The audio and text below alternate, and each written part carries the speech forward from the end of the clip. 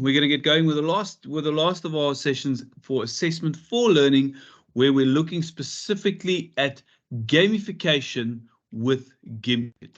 Right, so we want to talk about the concept of gamification, but please bear in mind that because this is a session on assessment for learning, we will be linking this idea of gamification to assessment for learning.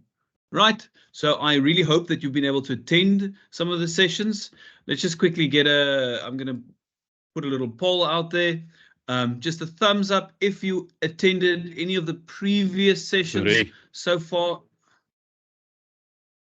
Hello? Oh, sorry. So I just want to quickly check if you've attended any of the previous sessions. So give me a thumbs up if you attended one of our other sessions that we've hosted so far in this assessment for learning session.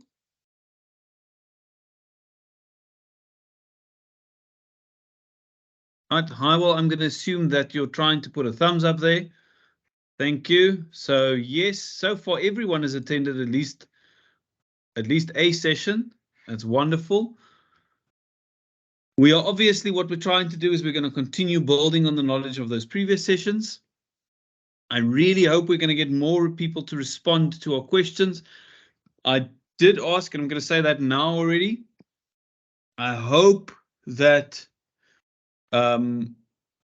you have an additional device ready today, because we are going to ask you to, we're talking about gamification, so we will be playing some games today. So that we look at how these things could be related to learning and how we can use these games as tools to enhance learning. Right. When we talk about game-based learning, I will always remember as a child, I used to enjoy computer games. I still enjoy playing computer games when I get time to do it. But at the time, I never realized how much learning is actually embedded in a lot of these games. So when we talk about game-based learning, we talk about the idea that you are learning through the immersion of yourself in a gaming environment. So in other words, there's a game happening and there's learning taking place because of it. There's for a number of reasons. There was a game that I remember distinctly as growing up that I used to enjoy a lot. I'm going to put another poll out there. Give me a heart if you know what I'm talking about, and a broken heart if you don't know what I'm talking about, called The Incredible Machine, also Tim for short.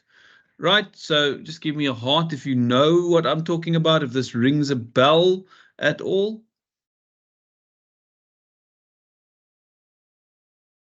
I'm glad that some people know about it. Some responses, 2 people say yes, 1 person says has not heard of it before. Right, so let's try and figure out, or the thing about Tim that I loved is what you actually had to do is you had to solve a complex problem by using various things. So in other words, what you see in front of you is what the game kind of looked like. Now, typically, I can't remember exactly, but I had a little bit of time to look at this thing again. Typically, what I think happened is the objective was for me to get this ball into that glass cage. I think that's what I wanted to try and do with this thing. Now, what would happen here is there's a whole bunch of stuff set up for me, but a number of the things that you see on the screen now would not have been there yet.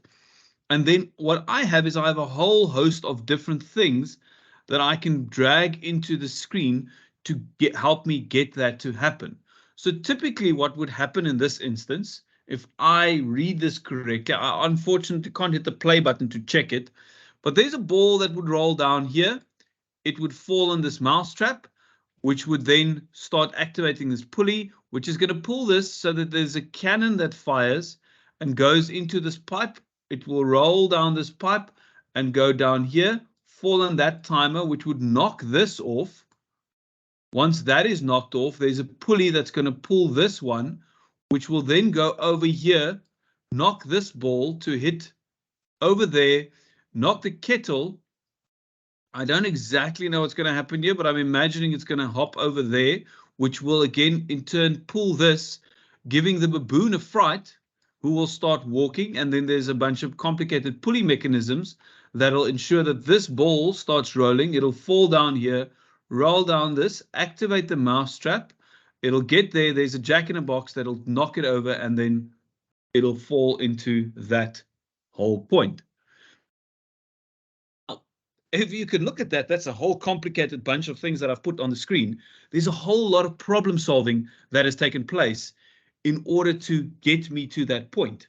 So I think this is a critical thing to realize, that this is not related specifically to, I can't take this and make it a test based on caps, but there's a lot of learning that is taking place in order for me to solve that. And there's a lot of logical thinking. We've got physics involved. We've got a whole variety of concepts and things are playing a role in order for me to understand how to get there. You've got your mechanics about your gears and the big gear, small gear, when things are happening, speed of things, etc. There's a whole bunch of things happening. Now, I remember distinctly learning so much through playing these games. And I'm going to take another example that I remember distinctly growing up. There's a game called Civilizations, where I never did history at school, but there's so much that I learned through playing this game, immersing myself in the whole world of Civilizations. And there's a lot of knowledge on that I learned from that I carry with me till today. I now have a very good working knowledge of Civilizations, mostly the older civilizations, I suppose, but even up to more modern civilizations, because of what I learned in this game. And I'll take it even further. One of my colleagues at the school that I used to teach at, who is the history teacher there, he says the same thing. He says Civilizations is what gave him his background, knowledge and interest and love for the topic. And from that, he grew. And a more recent example that some of you might have also heard of, Minecraft. Right, so here, Minecraft has now, while it started off as a game, it has become a huge sensation in the whole gamification, immersion of yourself in a world to learn things environment. And it's for the simple reason that you've got this little guy over there, you are a character, and you move around in this world, this block-based 2D world, gathering resources and collecting those resources in order to make things and solve problems. And teachers have wrapped around this so that they, instead of presenting a problem on a piece of paper, they're now presenting problems through these games that they are creating in something like Minecraft. Now, we're not going to go through Minecraft, but I think it's important to understand this concept. But why does it work? What makes it effective? So what happens if we apply the elements of playing games to learning? Why was I able to learn through these various games that I was playing? One of the things that happens is we create rules. We create parameters that need to be followed. And we need to understand those rules, and we need to internalize those rules. So immediately what happens, like we've got rules for mathematics, we've got rules for grammar, we've got rules for all sorts of things, we are internalizing a structure that frames the learning that happens. These rules allow us to score points. And I think this is where it becomes quite critical, the scoring points concept. Because when we are learning about things, when we are sitting in a classroom listening to a teacher, there doesn't seem to be something to gain in the short term from listening to the teacher. Like we don't get awarded a point for now paying attention. We don't get awarded, and various schools have tried to bring in different kind of point systems for, I mean, your merits and demerits to encourage better behavior, etc., etc. It's all kind of a points-based system usually. But the whole idea of that is it gives a real kind of purpose to what you are doing. And I think that's the critical thing. If you understand the rules and you know how to apply the rules, it allows you to score points. And scoring points makes what you are doing feel, in a way, more tangible, more real, more purposeful. And here, I feel, is one of the critical elements that gamification brings in to the whole thing. and that is competition. Now, this is a double-edged sword because competition, as I think anyone who is a teacher would know, can easily go both ways, where it is an unhealthy thing, but it's also a very healthy thing. If used and applied correctly, in competition can be incredibly healthy and useful thing to be channeled into the learning mode. So, and how does the competition part come in? Well, it comes in the scoring points. Who has scored the most points? It's a way of keeping score and trying to determine what works and what doesn't work. Now, if you think about it, and I know when we rolled out, as an example, the digital skills was a course that we rolled out in the past. I think there are one or two people that might have done it, that are in the session. I see one or two names that look familiar to me. But when we did it the first time around, we had activities that needed to be completed without any kind of rubric attached to it. So there was no scorekeeping involved. There was only, have you done it? Have you not done it? The minute we added a rubric, the quality went up. It improved because there was a scoring thing involved. Now, I'm pretty sure if I put something out there in that digital skills thing where you could compare your marks to someone else's marks, you suddenly bring the competition element into it, and that can even go further in driving it. Now, again, I want to reiterate this point of this thing.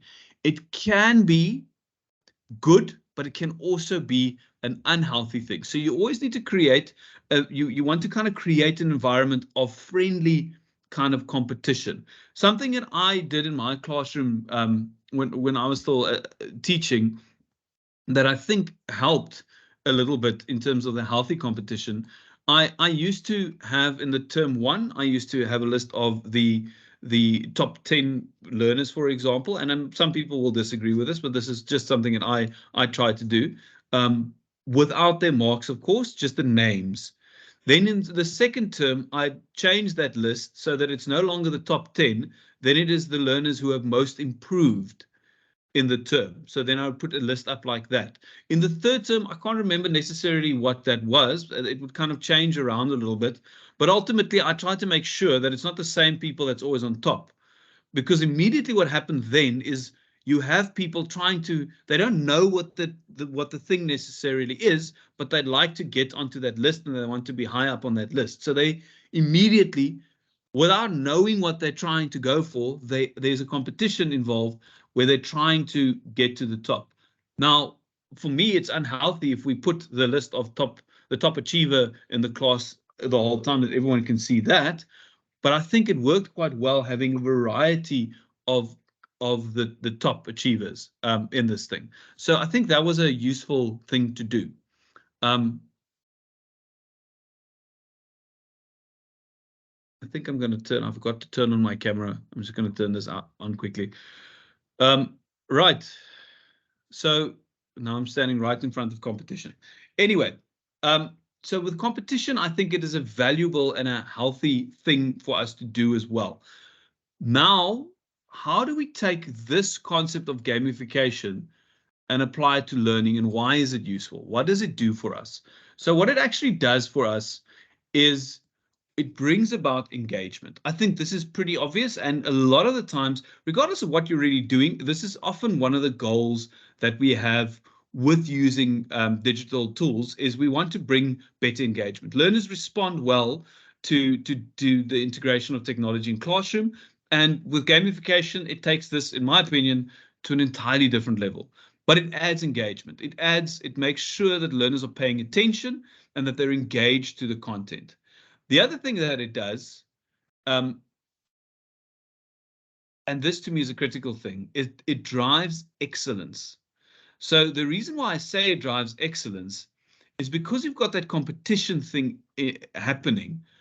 People want to do better. When they feel that they can somehow win, even if there's nothing actually to win, even if it's just bragging rights momentarily, then this competition breeds excellence. I know in my classrooms, whenever we had these digital quiz things, I would tell them beforehand, we're going to have one of these things tomorrow, so make sure you are prepared.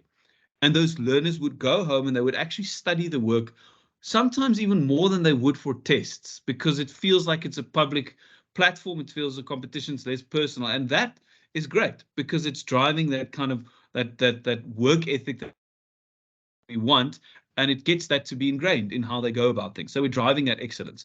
And then this, I think by now, if you've attended any of these sessions, you will know this is where it really, really becomes critical.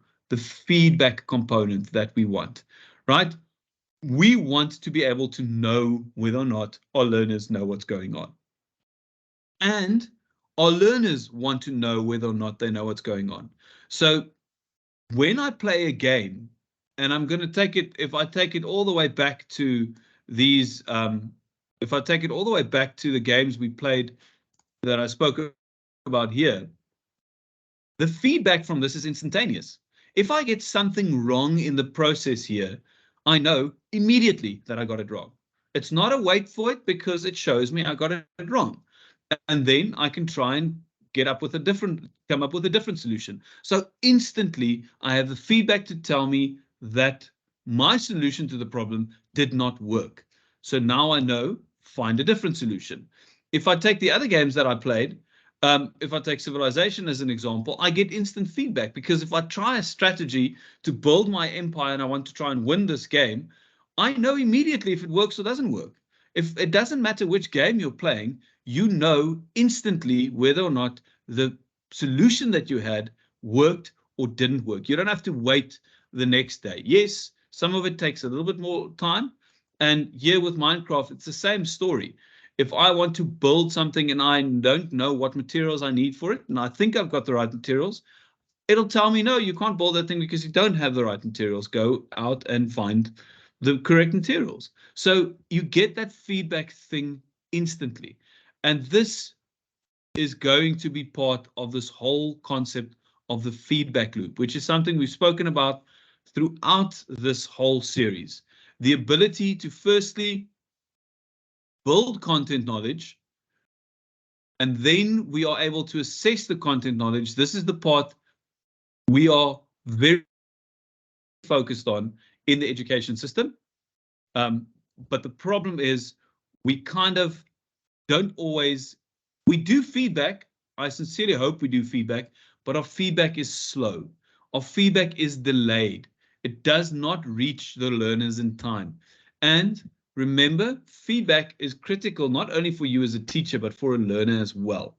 And that is one of the cool things that gamification also brings in. It's that I know immediately whether or not I got it right or wrong. The teacher knows immediately whether or not I got it right or wrong. So this is a two-way street, because if I get the feedback in time, right, if my feedback is quick enough, that means as a teacher, I'm able to identify what knowledge is missing and I'm able to adjust, right? So there's the teacher.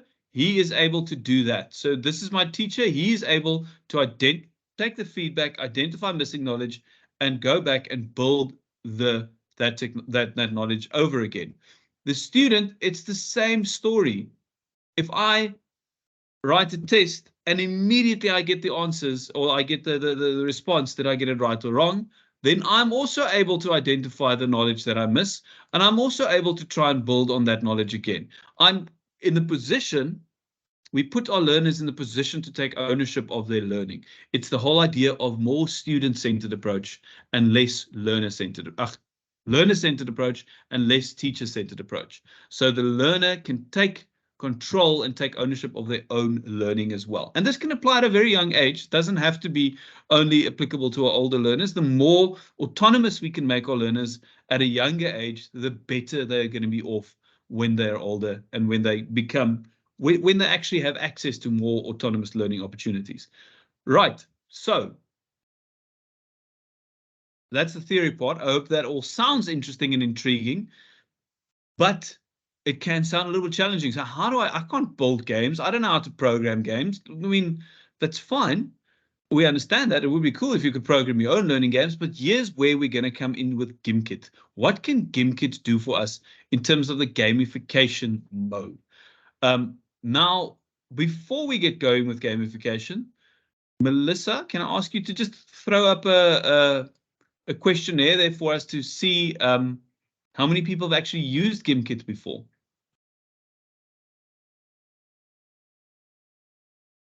before I get into the game, are there any questions or any comments about that which I've shown you so far? Right, loving it, Avril. So Avril has pointed out they use Minecraft in coding and robotics, and the kids love it. They can't get enough of it. It's. I mean, honestly, Avril, I can only imagine if I was still a learner, I would much rather prefer doing that than sitting and listening to someone talk about grammar and things like that. Even though I became an English teacher.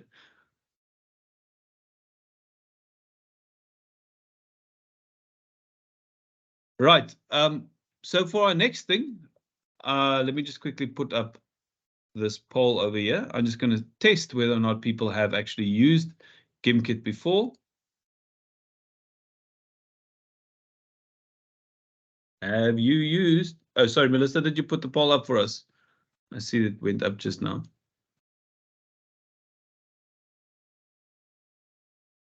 Right, thanks. Thank you, Melissa.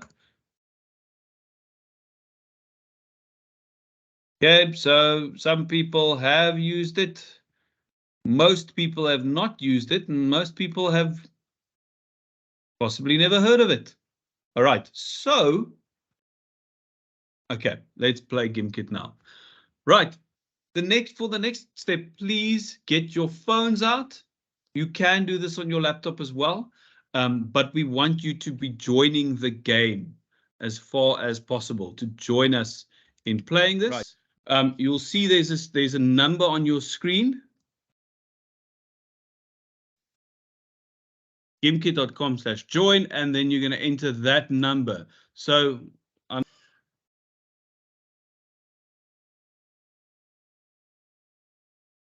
right, while they're joining the game, I think Craig mentioned this in the session that we did on Quizlet.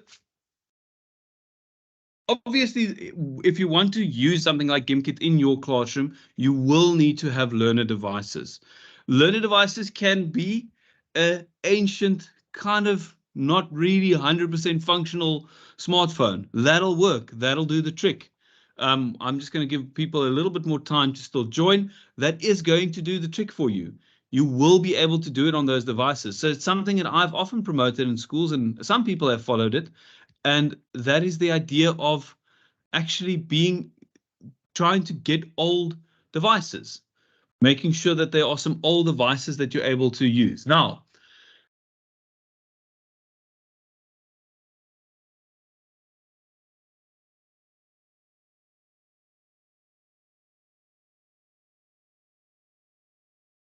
show you now as well, this is the screen that you are seeing. For those of you who are not able to join the session, let me show you quickly what it looks like for a learner. So for a learner, they'll get this question, what is your name? So I'm going to enter my name. My name is Yaku. I'll join the session. And the way the game works is we get this question. So this is not a new concept. Anyone who's used formative assessment tools before, this is kind of the same as many other formative assessment tools work. Which is the largest mammal in the world? That is the blue whale. So I get $1. What I like about this, what's a little bit different in Gimkit, is I go on to streaks. Which is the largest country in the world? Right, so what's the largest country? I'm going to say Russia. So now you'll see I've got on a streak. I've got 2. So that means immediately, remember when we spoke about the rules of the game, there's an incentive to get things right. Not only do I get money, but I can't just guess things, because when I guess things, I get it wrong. Who was the first person to walk on the moon? Right? So I'm going to say Amelia Earhart. Now I lose money. Right? And it tells me what the correct answer should be. So instant feedback from the learner side. Question, answer. I know if I'm right, I know if I'm wrong, but what's different for me in some things is there's actually more incentive to get things right. So let's try to go into another street quickly. Which country made reggae initially? Jamaica. So they've got Jamaica.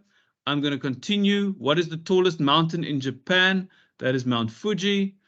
So now when I get to this point, and this is where the game gets really interesting once you've played it with your learners enough, is when we look at this shop option, right? So over here, I can see there's a shop and not just continue.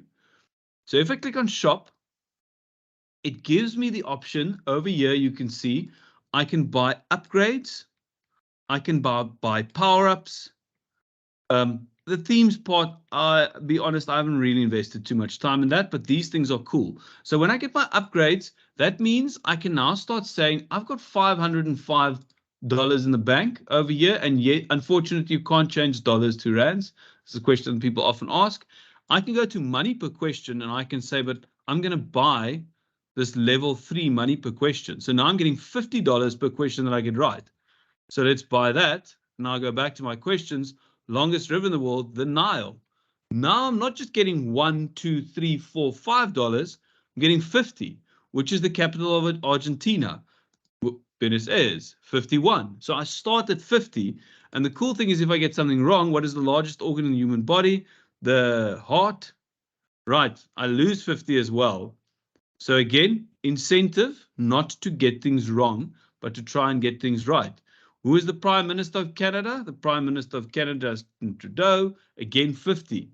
So I start at 50 and I drop at 50. But one of the other cool things you can do, and let's just check if I've still got time for this, because I only give myself five minutes. Oh, I've got 42 seconds. Right.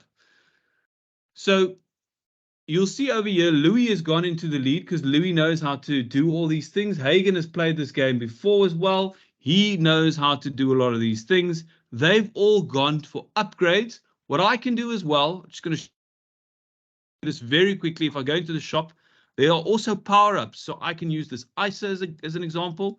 I'm going to activate the ISA on Louis. Oh, wait, that's not where I want to go. Once you use my ISA on Louis, and that would freeze Louis for a short while. So the last 4 seconds, he was not able to do anything. Right. And there we go.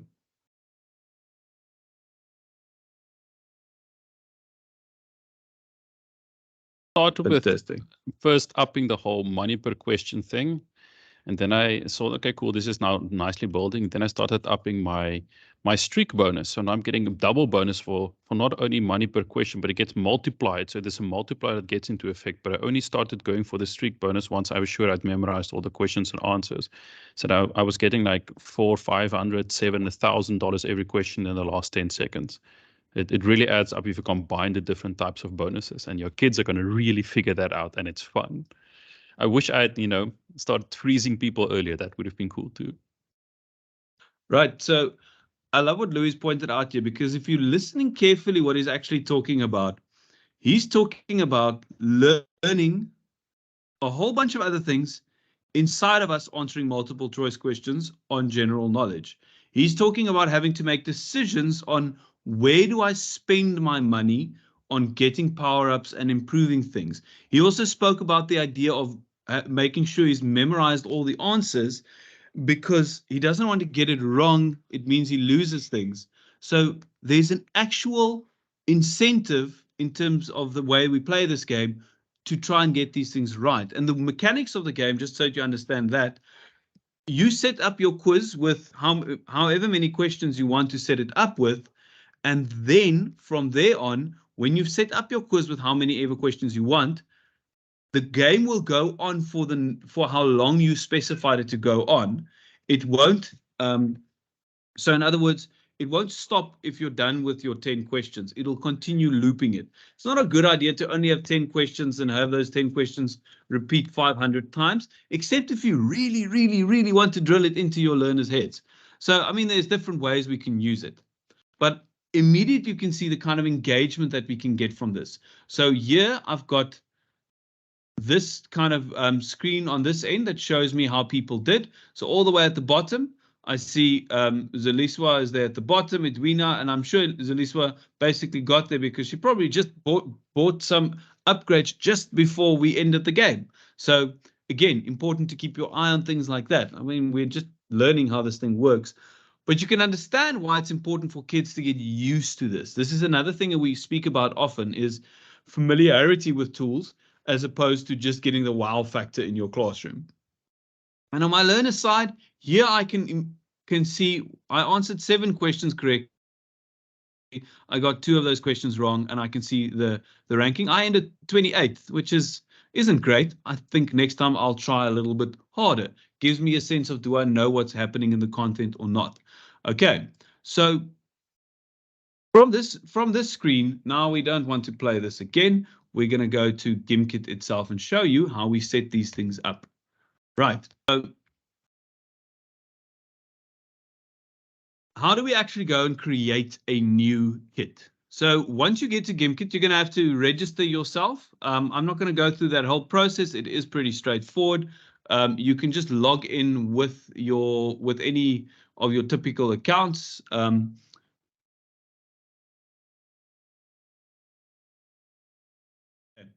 So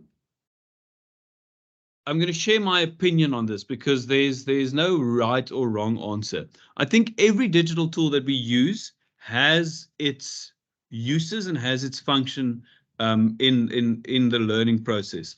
For me, and I'll be honest, I haven't looked at all the new features of Kahoot. I played Kahoot with my learners quite a lot. What I found happened with Kahoot, unfortunately, is the minute that learners start falling behind, they start losing interest. And what I also found with Kahoot, because Kahoot rewards speed and not accuracy, it becomes very frantic. And it's not always the content, I feel, gets lost in the fun, if I can put it like that. So that engagement level is 100% there because they enjoy Kahoot. Kids really enjoy Kahoot, and it's not difficult to. It's easy to set up. But I do feel sometimes that with Kahoot, or I felt in my classrooms often, it you lose a lot of the learners along the way because it's a frantic scramble to get things done quickly. With Gimkit, the nice thing about Gimkit is the focus is on accuracy. The focus is on getting things right. You are incentivized not to just guess answers, because guessing answers really does derail you if you're trying to build momentum. In this instance, you saw Louis was able to rush to a lot of money because I allowed you to start with a lot of money. And I'll show you how that works as well. If you let learners start with 0, they first need to be careful at getting their answers correct if they want to get to a point where they can start investing, where they can start getting money quicker. The other thing that's cool is if I were to actively play this against Louis, and Louis knows this, then both of us would basically just be buying a whole bunch of things to block each other and probably end last, both of us. That's likely what we'll do.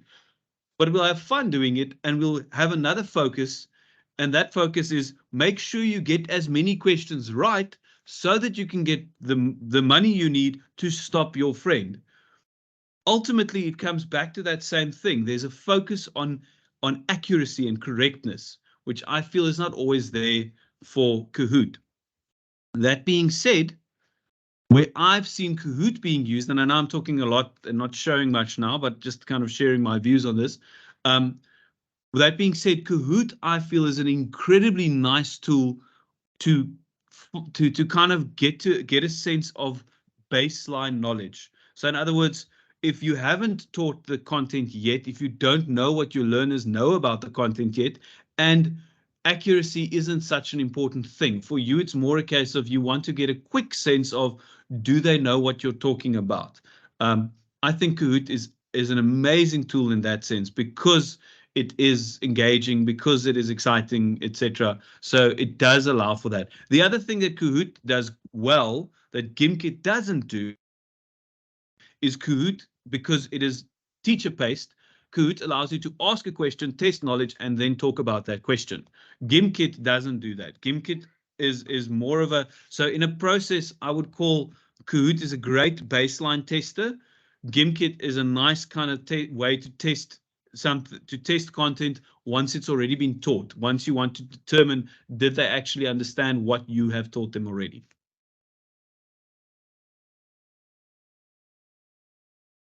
Let's have a look at a new kit. So if I want to create a new kit, these things are all very similar in the way they go. They call their games kits and not necessarily games. So we're going to go to create a new kit. Let's get there. And we just want to call our kit. What are we? I'm just going to use examples that I always use. Romeo and Juliet, or should I use a different one? Okay, so our subject is, where is this now? English, language arts. These subjects are not based on the unfortunately, these subjects is not based on the South African context, so we'll have to deal with what there is there. Then they ask you for a cover photo. It really doesn't matter what you use here. You can use it if you find a cool image that you want to use online. You can go and get the hyperlink for that.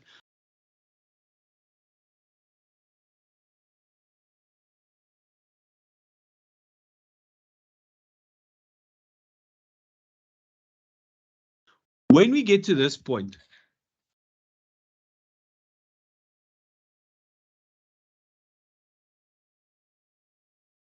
right, when we get to this point, you'll see there are different options for adding questions. You've got the add question over there. You've got create with flashcards, kit collab, which is really cool. I'll show you that at the end. And then question bank, import from spreadsheet. So there's a whole bunch of different ways that you could do this. I'm just going to show you the most basic way now, and that is adding a question. Right. So let's say add question. We want to have a who wrote the play Macbeth.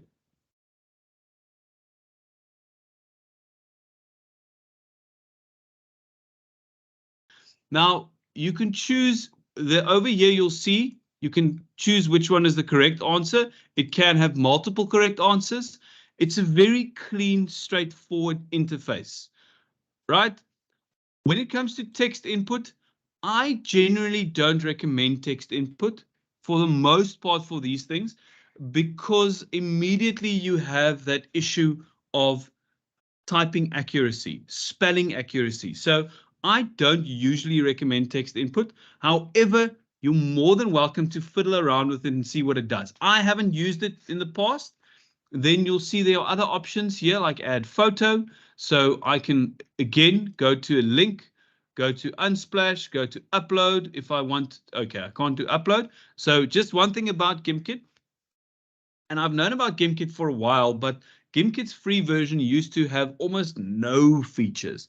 They've opened it up quite a lot now. So it is 100% usable in a classroom environment without you having to spend any money on it. It's got some very cool features if you do go for the Pro version, but you're going to have to scratch around and see what is available on Pro and what isn't. And they kind of fiddle with these parameters from time to time as well. So not everything that is going to be spoken about in this video, if you're watching it now somewhere down the line, will necessarily all still be available. And some of what is not available now might become available. They fiddle with this all the time. Last time I checked, they actually allowed this upload, but it seems it's no longer allowed. But as long as we can use a link, I can still go and insert my link, the same one I did there. So there is my image that is going to display with my question. Should I want to do that? The audio I know is a Pro thing. So in other words, if you get the Pro version, that means you could actually ask a question by recording your audio, and then they'll have to answer that based on the question that you asked. So it does add some cool things. We're just going to use this as a multiple choice question. Okay, so now I've got my first question. Who wrote the play Macbeth? If I don't want to do all of these on my own, there's an add from a question bank. So now I can search for Macbeth, and you'll see very similar to what we could do in quizzes. I don't know if some of you might have attended that session that we did on quizzes. I can do the same thing here. So I can have this kind of true, false. I don't really like this option where I've got 4 options: true, true, false, false, true, true, false, false, true, true, false, false. Yes, I think it could work well for, well, I think it can work for a number of things.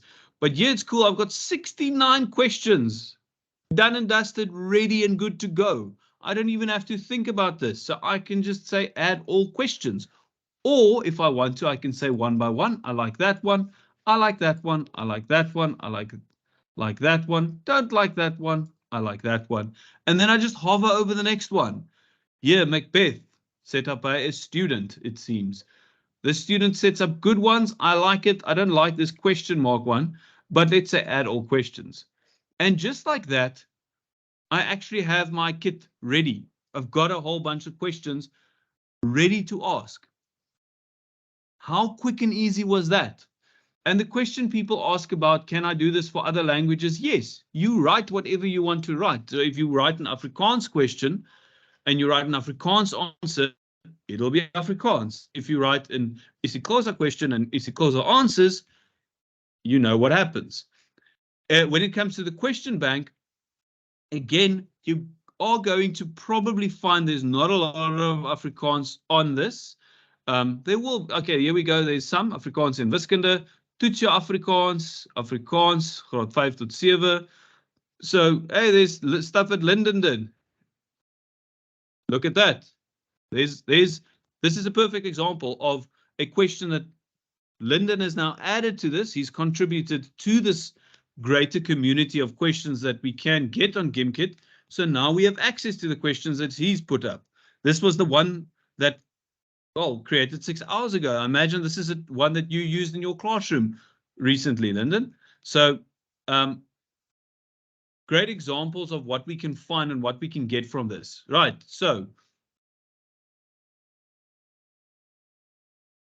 so Lyndon has pointed out the mechanisms of Gimkit is easier to set up quick quizzes, especially when you already have spreadsheets with questions and answers. Yes, I'm going to show you how cool that is. Yes, I like the examples that people are coming up with here.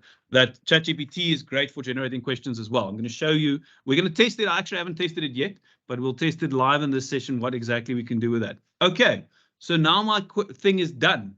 Perfect. I'm happy. I'm going to say all done. All right. Now, when it comes to my kits, here's a bunch of kits that I have. I have options over here. Play live or assign as homework. So if I click on the options there, it gives me the options, of course, to go and check out the reports. So yeah, I can go and have a look at the reports of the different ones that I did. So for example, the general knowledge one I use now, because I just used a random one that I found quickly by searching for one, it doesn't show me the report of that one. However, if I've created this one, even if I didn't create it, I just pulled it from different sources, then when I play these things, I get a report, and that report gives me a breakdown of a whole bunch of things. So let's say, for example, I look at this report of one that we played recently. So here it actually shows me the questions that were asked. Let me just zoom out a little bit here. So question breakdown, student overview, quick stats. So all kinds of things. And on the individuals who were part of this, this is just an example of a Gimkit we used on Saturday that we used for meeting our colleagues. And this will give you that kind of report that I was talking about, understanding where your learners are, question breakdown, understanding the questions and which questions you struggled with. Right, I'm getting to that Teams thing now. You guys keep on preempting where I'm going with this thing. I love it. It's great. Okay, so it's good that we are asking these questions because it means that we are interested in what we can do with this thing. Right, now the one thing that I find very unfortunate still is this assign homework part is also part of the Pro edition.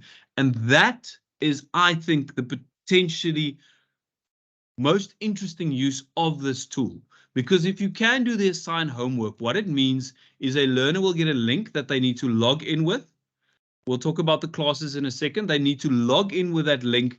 They get the 10 minutes and they need to see how many points they can score in that 10 minutes based on this thing. That becomes their homework. Imagine sending your kids home to play a game and to see how much they can learn through playing a game. That to me is an incredible, incredible opportunity with this that we can't use on the free version, unfortunately. So what we can do is the play live version. Now, that question on the can we play it as teams or as individuals? You'll see here, we've got the classic mode and we have the teams mode. So we play the classic mode. I'm just going to show you the setup of the classic mode quickly. If I use the classic mode, Then in terms of the parameters that I have, over here I can set the minutes, the time. I could assign a class. We'll talk about the class in a second. I've got my starting cache that I can decide how much I want. We can add the music. We can add clapping. We can use clean power-ups only. That's really boring. I love the way that you can stop people. Nickname generator if we don't want learners to have to type in their names and join late. So your kind of normal things that you can set with these things. And here's something that does make it a little bit unique: the time, the race, and the all-in options. So I kind of like this because race says this is now a race who gets to a certain goal first, and the all-in option is based on everyone is collectively building towards that. So here's a cool way again of adding that competition element to it. If you're teaching across multiple classes, you can give them all the same thing. You can play the all-in, and you can tell the classes, the other guys reached the $5 million mark in 10 minutes. Let's see if you guys can beat them. So again, there's a kind of a different element to this that I like, that they bring in that competition element without it necessarily having to be like a really frantic, crazed thing. I like that kind of thinking man's competition in a way. What you can also do with a play live is you can go and you can use the teams mode of this, right?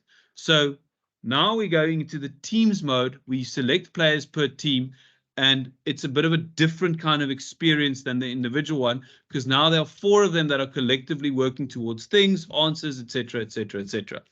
Again, I wouldn't recommend when you start off with this that you do the teams version to start with.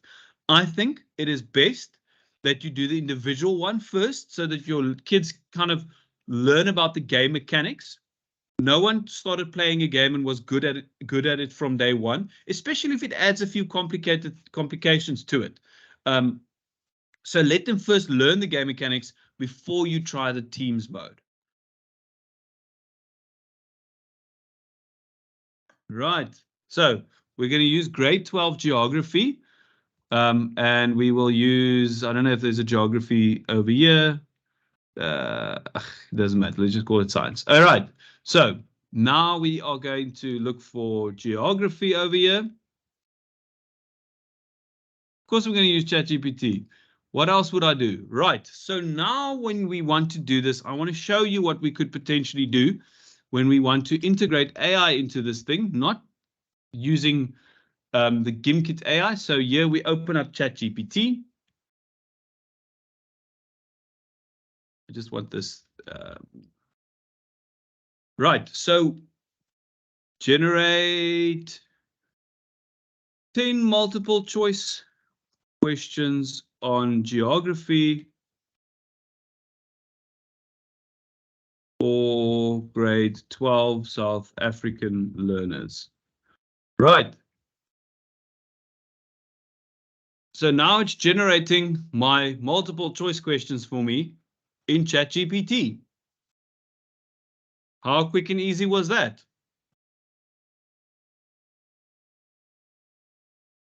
With all the answers. Easy as that. So what I could be doing now, if I wanted to set this up, is there I've got my question. I'm going to copy my question. I really need to close this thing. It reminds me how poorly I did. Right, so I can go add question. I ask my question. Let's see how clever ChatGPT or this thing is.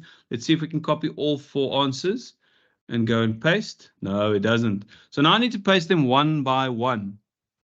Pretty cool. However, and I can't guarantee this is going to work. Let's try something else.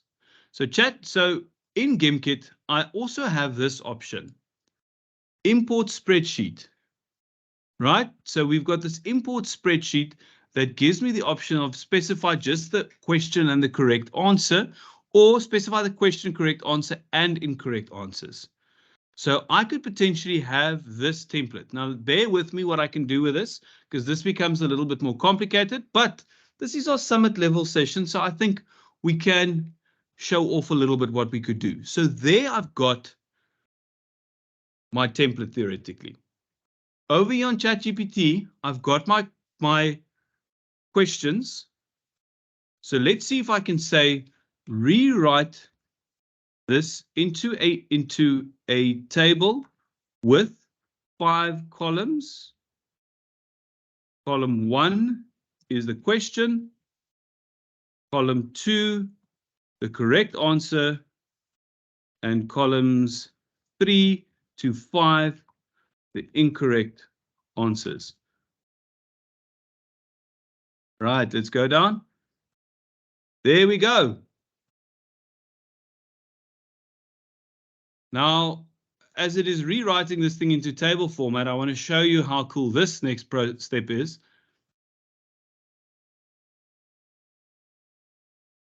So now I can go and I can literally go and select all of that. Go copy, Control C. Go into Gimkit, Control V. There I've got it pasted in that formula, in that format that it wants me to have it. I can download this as a CSV file. And then over here with it, I'm now going to just upload my Gimkit CSV file.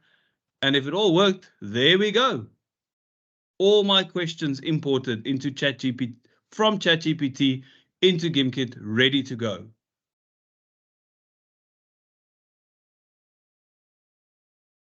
This is the point where it would have been cool to see people, because I think that is a really, really crazy way of using it.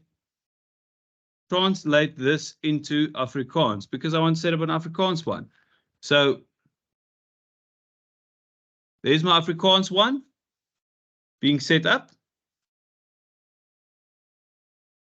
Or I can also say, if I need that in another language, translate this into. Now we're really going to push it because I don't know if this is going to work.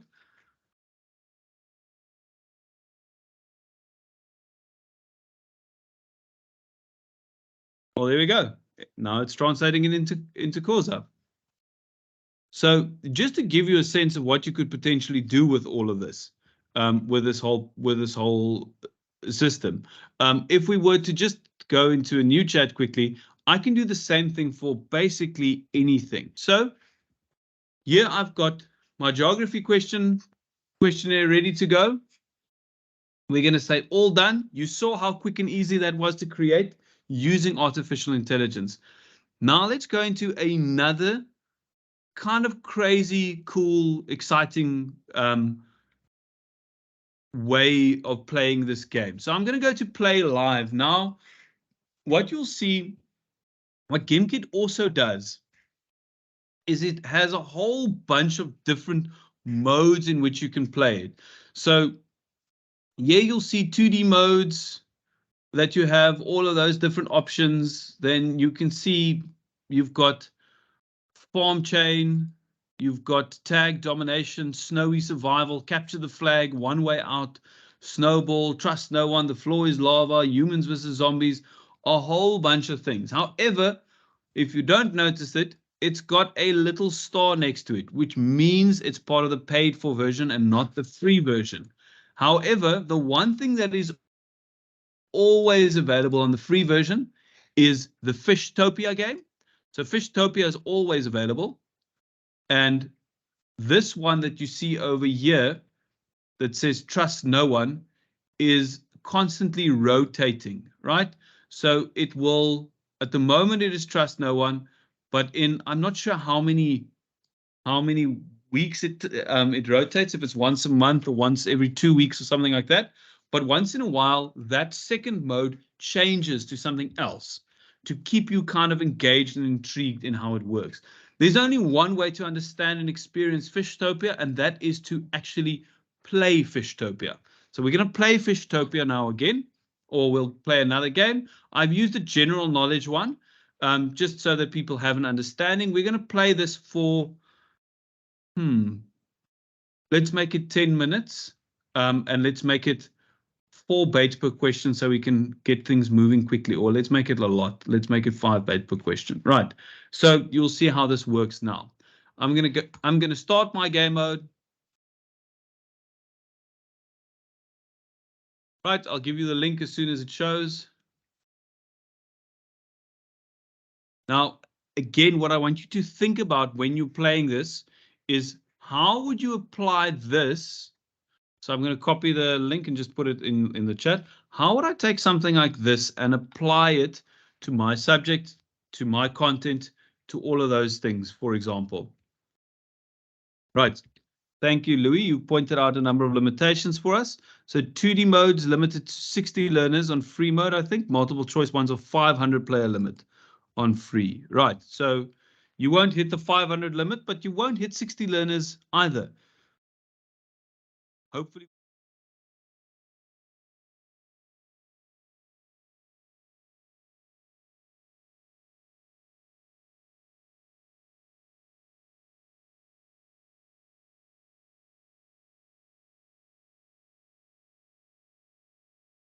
It works. Right. Yes, as Louis said, informal assessment, make them love Friday. So I'm going to stay quiet for a few and then just give you the opportunity to kind of explore and see what is happening. See if you can figure it out. And then I'll explain it to you.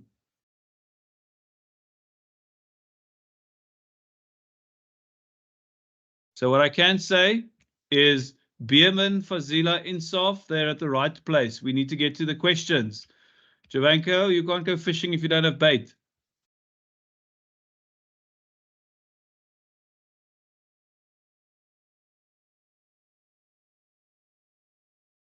So what I need to do is I need to fish to get money. So this is all revolving around the same basic principle. It's a competition who can get the most things right. So here we see there is the answering station. Right? Lance, I hope you're going to get in soon. So there's the answering station. I need to answer questions. Once I've answered those questions, I get bait for every question. Right? So no, go away, Carla. We don't want to click on you now. Right, so I get bait for those questions. That I then take to this pond over here to go fish with. Once I've managed to catch enough, then I need to take the fish that I have and I need to go sell it over here. So let me give you a sense of how it works. I go to question 1. What type of animal is Bambi? Bambi is a deer. I get 5 bait. Which country has the most people? China. Right. Who wrote the Harry Potter series? Now, one thing I want to point out here, the questions that you see, I mean, the answers are incredibly obvious here. This is one of the reasons why I don't like the import mode where you only have question and answer, because what it'll do is it'll draw on the other answers as examples of wrong answers. And I don't think that, to me, ultimately doesn't really work. It is much better if you are adding questions with a question, a correct answer, and 3 answers that might be right if you don't know what is happening. Right. So J.K. Rowling, I'll close this. Now you'll notice over here it tells me I have 15 bait. Right. I've got 15 bait. I can now go catch fish. So I'm going to stand over here next to the pond. I'm going to hit enter. And it's going to try and find fish. Right, I found a gray fish. I'll find another fish.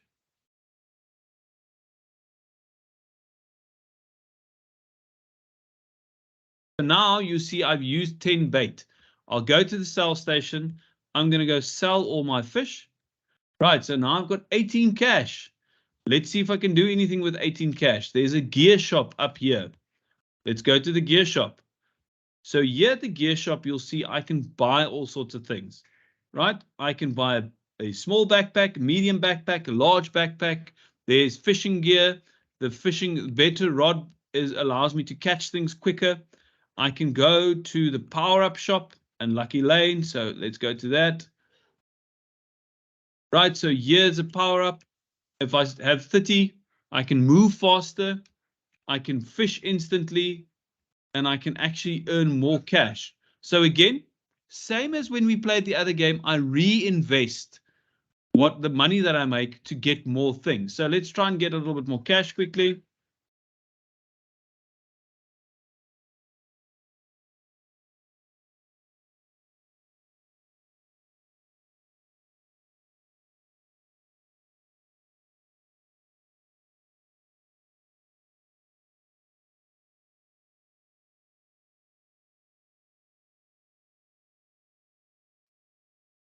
I've got, let's see quickly if I can get on a boat yet. Where are the tickets?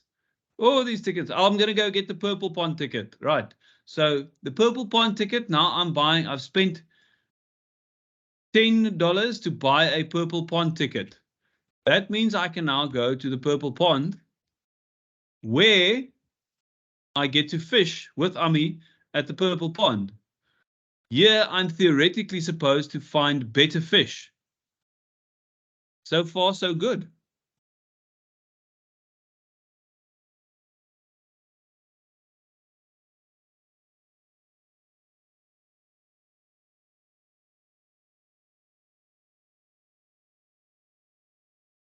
Right, now my backpack is full again. So the thing that's cool about this is ultimately what happens, regardless of what you're doing, every single time you're going to have to get back to answer questions to get bait. Now I've set my thing to give you give you 5 bait every single time you answer a question correctly, which means that we are able to kind of get bait very, very quickly. And we're able to make money very, very quickly.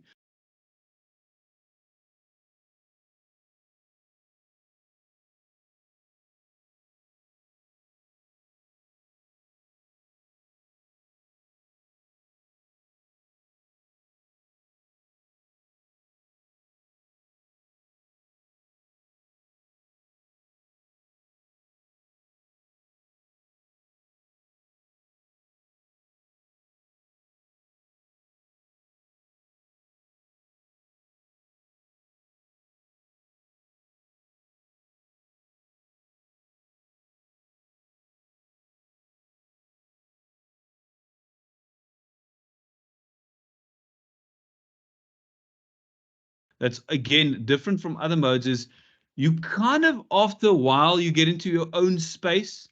You're not really paying attention to what everyone else is doing.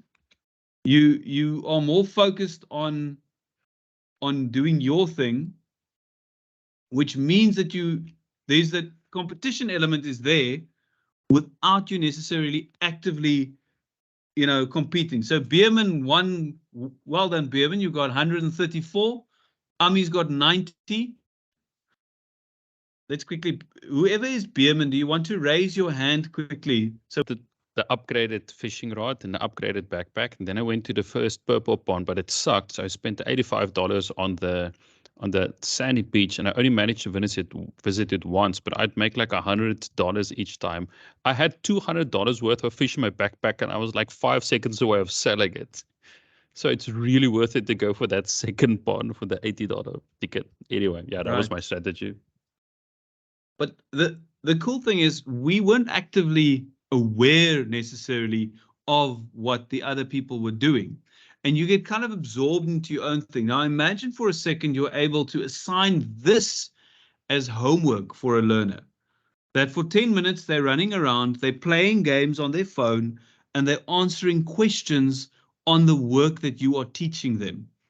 And you, at the end of the day, when I say view report, because I'm the teacher, I can get feedback on the answers. I still get that same kind of feedback that I got the other way around. I can still see question breakdown. How accurate were they in answering these questions? It shows me where's the Earth's most active volcano. People got that one wrong. So this is something that I know in my class I need to look at. I need to revise. I get my student overview and I can see over here, Ami only got the one question wrong. Louis only answered 19 questions. And he ended up top. He didn't get anything wrong. But as I go down, I can see where people got things wrong. And I can go individually and I can click on Ami, who I'm sure won't mind. And I can see the one question she got wrong was the volcano question. So I get that level of feedback as well. But at the same time, I'm actually not kids don't even realize that they're learning as they're going along, and they don't realize that there is an active incentive for them getting these questions right. So I think that's a very exciting, to me, that's a very exciting potential use of this whole system and this whole tool.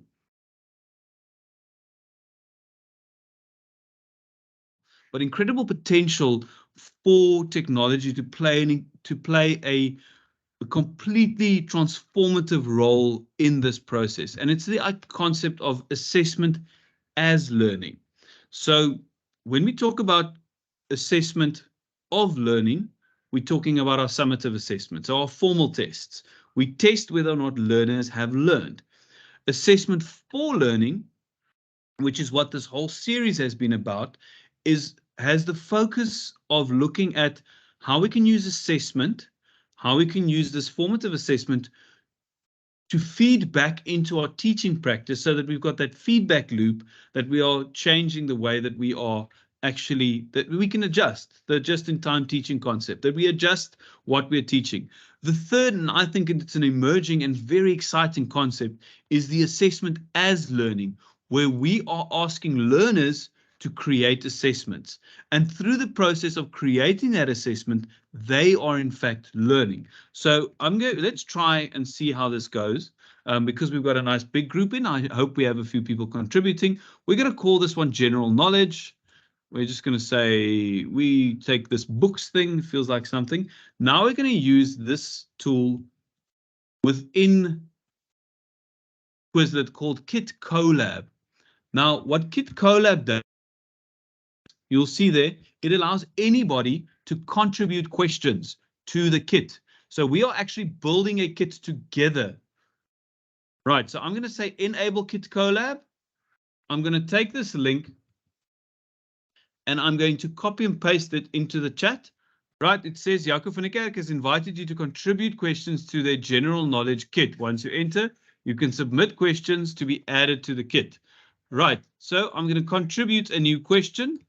I want to ask a random multiple choice question. So what question could we ask?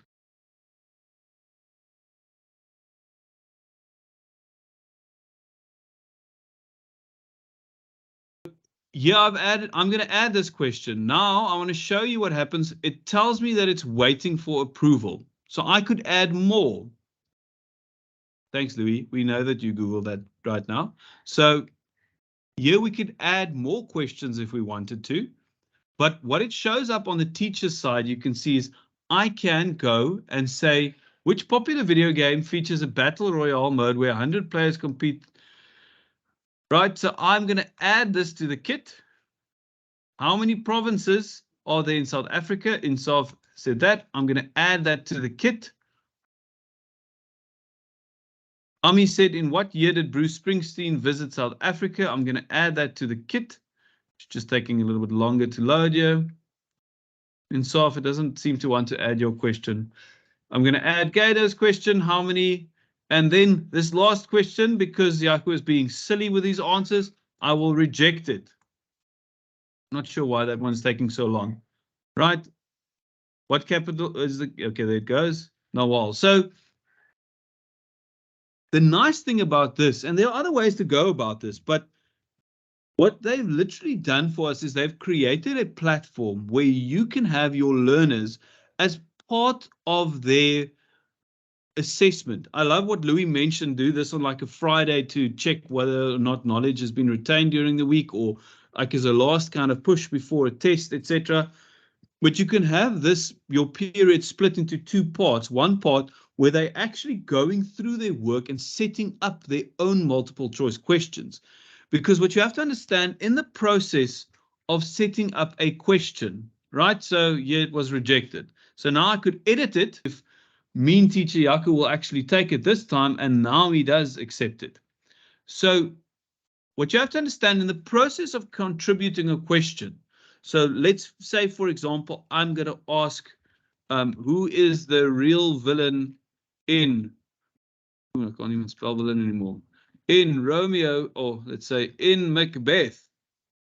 Okay, so in that process, when a learner is setting up a question like that and they need to come up with the answer and 3 possible wrong answers, remember what is actually happening is they are kind of going through the potential answers in their head, which consolidates the information even more.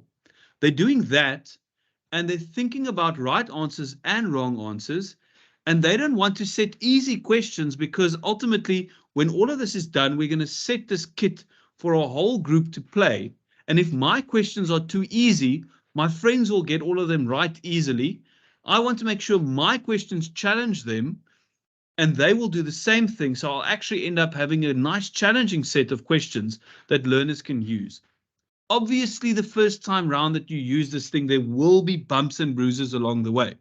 But the more you do it, the more familiar learners become with it, the more part of the process it becomes. So, right, we're going to add this. Who won the rugby game last night? So here we go.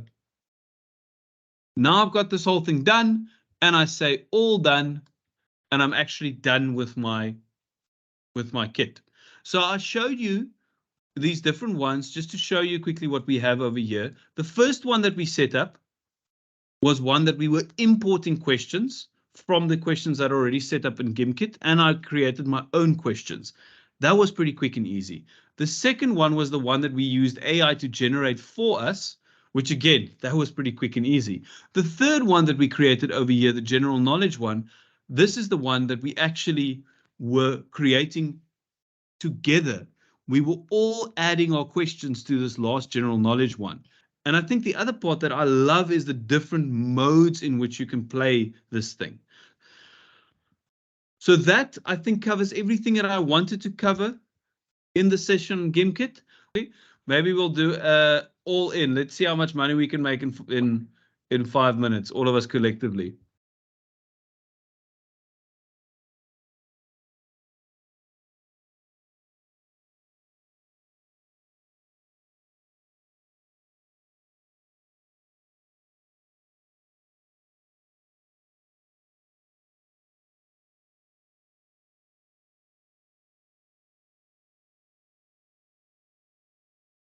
Over there, I'm going to say in game. I apologize profusely to those of you still playing the game. And again, thank you for attending the session. Next time when you're playing the game, I hope you're doing it with the learners in your classroom.